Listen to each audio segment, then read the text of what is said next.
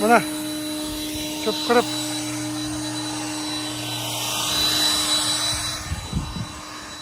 Siz ağzını işletemsiz? Aşağıda kalamsiz?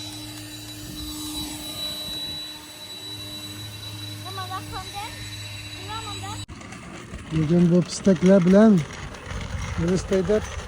Muslima! Yaxshimi bilan? Yaxshimi? Yaxshimi?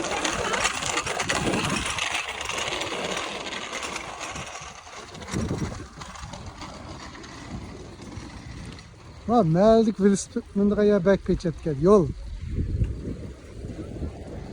Hamma uzun yo'l haydab minib keldik. Yaqalay dedik. Dilziba. Faxriya.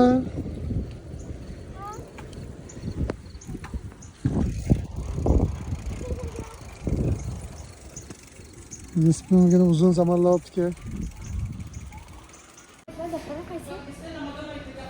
Medium coffee, double.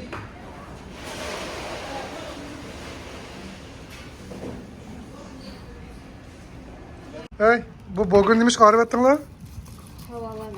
Halal emas mi bu? Yaxshi. Bilib Mosya? Demiş Uyg'ur so'zlaysiz dapirma? Voy, yaxshi. Sizchi? Uyg'ur. Bizning mahallada Uyg'ur bormi yo'qmi? Yo'q. Senin maktabda Uyg'ur bormi yo'qmi? Bor. Senin maktabda Uyg'ur bormi yo'qmi? Kim bor? Men. Yanichi? Zizi. Yanichi? Muslima. Uchinglar bor? Bizning mahallada Uyg'ur do'stinglar bormi? Yo'q. Yo'q. Yana Uyg'urcha yaxshi so'zlaysizlar? Neden? Ko'z tegmasin bolalar.